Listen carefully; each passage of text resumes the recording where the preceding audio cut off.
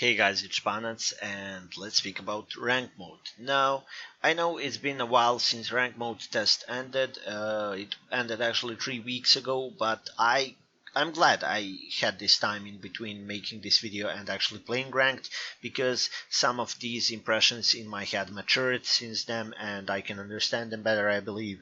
So I'm finally ready to speak about ranked mode. Let me just remind you, we were given a system with tiers that you could play solo or in party of 2 men on tier 7, and in a 5 versus 5 environment on 3 test maps: Oasis, Passage of Augustus, and Rubicon. Now, overall, my impressions from the ranked are positive, and I was happy to actually have a ranked mode to play. I played a lot and I managed to reach rank 1 eventually. Basically, anyone who took sufficient time to play it could have reached it during that test. It wasn't so hard, not to diminish it, but I will explain why it wasn't so hard. There were some lacking elements in this kind of rank system. They based rank system on 20 tiers, basically 20 ranks. You start from rank 20 and progress to rank 1, but during that progression you have some irrevocable ranks, basically anchor points where you reach them and you can tell yourself, oh, okay, I've pushed hard enough and now I can take some time to rest, not to worry about decaying. Now, this is both good and bad. I will reflect on that. So during this ranked test, I managed to test it in party as well as solo. I played 170 games. 70 games. It was intense weekend, I must say, like 4-day or 5-day weekend, whatever it was. It was kind of intense, but the games weren't that long often. We were still having this 15-minute game duration period, and I think it was a little bit too long because archers and some kiting units with range potential, they were kind of even more dominant because of this option to prolong the game as long as it takes for them to eventually murder a target that cannot catch them. So I think in this very small scale test, this game duration of 15 minutes was too much. It wasn't that important, I must say. I played majority of my games solo. I played 170 games, won 108, lost 62, so it's 63.5% win rate, I believe. And in party, I played 66 games out of those in a party, and I had similar win rate of 66%. So 44 wins, 22 loses. I would like to thank you, my partners, they were kind of a random. It was just like, hey, you want to play? Yeah, sure, let's play. I'd like to thank Koisuke Pro Victoria, Evo Loz Gaming, Sasha JP, Quage, basically DMII, and Dexterous. They were my partners during this, so no try-hard parties, just a casual playing in a team. Still, it was visibly obvious that parties are stronger than solo playing. I mean, it's plain logic. If you choose your teammate and you can communicate with him, you have less chances of having a bad player in your team. Basically, if you're yourself always steady and performing and delivering your gameplay, you are less one risk slot in your team and one less chance of getting a bad player. But if you bring a player who is still good, like equally good as you are, then you have even less chances, while enemy team still has 5 slots that could be occupied by weaker players. Now, good players and weak players shouldn't be together in ranked. That is the point of ranked, but that wasn't the case during this test. Why? Because no skill-based tierization in matchmaking was introduced. I understand why it wasn't introduced, because of limited time the ranked test was lasting.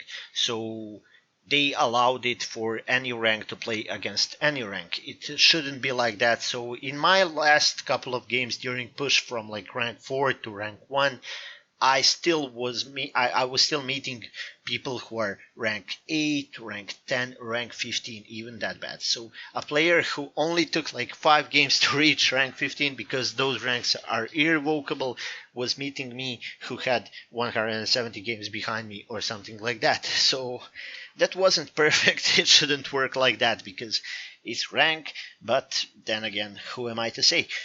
Now, I did try to warn about some problems, and basically when they announced ranked mode back in April, I believe, I sent a document, a long, nicely written document to Josh, sharing all of my experience in multiple games about rank modes and elo systems and stuff like that, and possible traps that wait for them and problems that implementation of this could cause.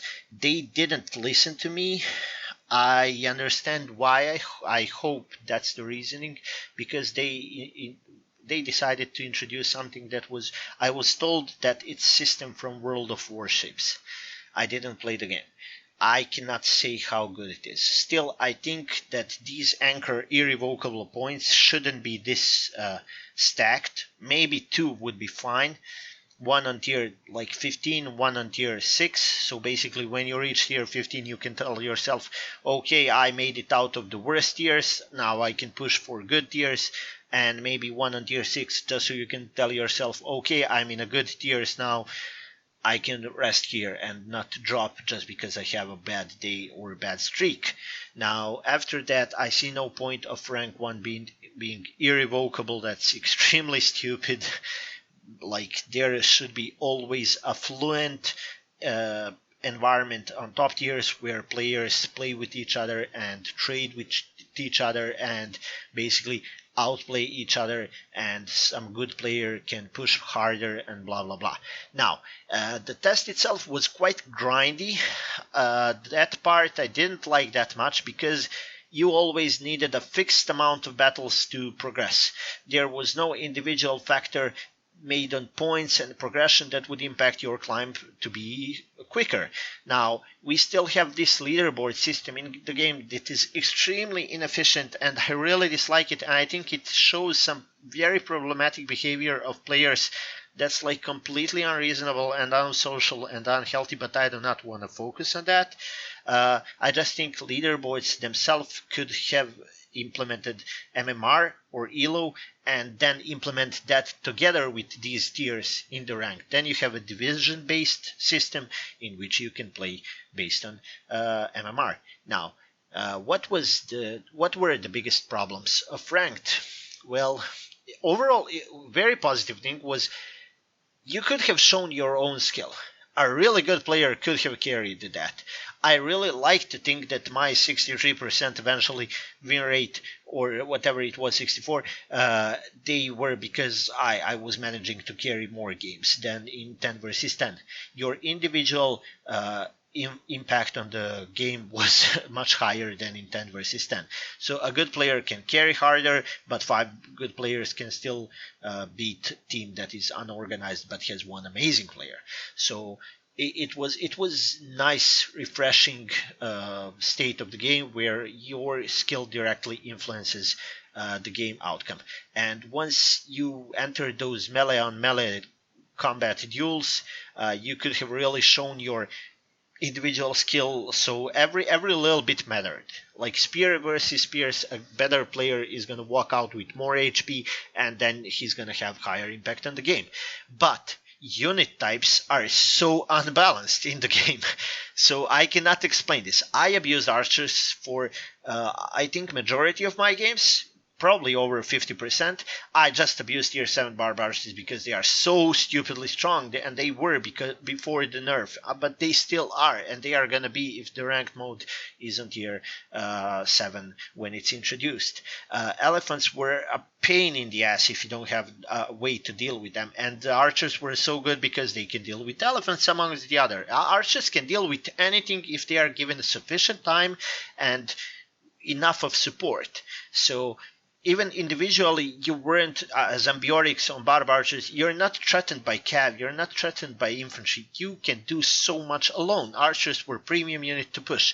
I think pikes were very impactful on the games, especially because they can deal with elephants quickly and they can dominate the zone and they can deal with infantry. They are mostly like not impervious on all unit types, but they are very good against a range missile fire. So Pikes were very good unit type. Cav, yeah, I could have won games with Cav. I did win games with Cav. Still, it's horrible on Passage of Augustus. Like, Passage of Augustus is not a bad Cav map, but it can be extremely bad Cav map if all the fighting is happening in the city, in the center, in the camps. Well, all the fighting in 5 versus 5 happens in the camps because it's such a small environment. Everyone is gonna go there. Maps are just too big. So Cav had issues on that map. Otherwise than that, yeah, like if enemy is very organized, Cav is gonna have none to, like, zero effect. Javs were okay. Most of infantry types were good. I think lighter infantry that can chase missiles and deal with multiple enemy threats is better in rank than heavier infantry types, except for the pikes, of course. So it was like a big ass situation of rock, paper, scissors, just as it should be, with archers being extremely OP, and I think heavy arty should never, ever, ever be allowed to be played in ranked. It's just stupid, it's broken, it's 5 versus 5 environment, they dominate the maps too hard, and they should never be allowed to be in ranked mode. I do not understand why they were allowed in the first place. They are just OP. They are gonna force you from minute 1 to rush them in order to kill them before they kill you, and you're gonna fail probably doing that because of unorganized public matchmaking situation. Now, parties are also like ranked should have parties introduced, but they are still much stronger than individual solo players, and solo matchmaking should be split from party matchmaking. That's for sure. Like, I don't think anyone should play in a party. If you play in a party against solo players, then your ranked rank or MMR or ELO, it's not your ranked MMR or ELO, it's your party's MMR or ELO. You're not that good individually, probably. So that shouldn't work. Now, the last and the weakest unit type that's really horrible, I made that sarcastic episode, a video where I'm acting like a retard in order to show how stupidly weak dogs are. They are just horrible, they are broken. I'm showing you probably right now the only game I have seen war dogs win against me during 170 games of gameplay, and in that game they had no impact. Their team have won the game before they actually entered the fight. So that is very, very sad. Dogs have no spot in ranked. I even met Josh from Creative Assembly in ranked. I was with Koisuke, and they had no solution. We have elephants and archers, so he couldn't. He really tried, but there is nothing you can do with that unit. It's just no impact. No impact whatsoever. They cannot deal with ranked situations. I think they should stick to tier 7, maybe take a tier 8, definitely not take 5 or 6. I think they should increase the size from 5v5 to like 7v7 or maybe even 8v8. The games are going to be much more dynamic then. Maps should be a little bit juggled around. Like maybe a couple of tweaks are required in order to make ranked mode work as it should work. So overall, I think it was a good test. I just hope they are gonna take the right conclusions out of it. Basically, they must create environment in ranked where players are given equal starting points. Now, I intend to record a whole episode on equal starting points, but let me just explain quickly what equal starting points are. That does not mean identical starting points. No, identical is always boring. But if you are playing dogs, you should have a equal chance to carry, to show your skill, to deliver damage, and to like play the game as every other unit type. That is currently not the case. Solo players cannot match party players in ranked, basically, so that is not an equal starting ground. Maps are too choke pointy, like Passage of Augustus with its camp. it does not work for Cav. You must walk out of there. You cannot stay there. You're either gonna get encircled or crushed, or you're gonna get zoned from combat, and then you need to suicide to penetrate that combat. So like, maps need to a little bit of love. They need to make correct decisions about tiers and unit balance and parties, and then we can have a solid ranked system. Now, what also needs to be done is this ranked tier system needs to be redesigned a little bit, so basically it implements both place on a tier, on your rank at that moment, and some kind of MMR that's going to push it to the next tier and blah blah blah. So overall, ranked was lots of fun. Reaching rank 1 was not so hard. Basically, whoever had 51% win rate in that system would eventually reach rank 1. Like, all you need is time and to play a lot of games, and that's it. That you would reach rank 1. Now, thanks for the attention. If you have any questions, just ask me down below in the comments, and see ya in future in ranked mode.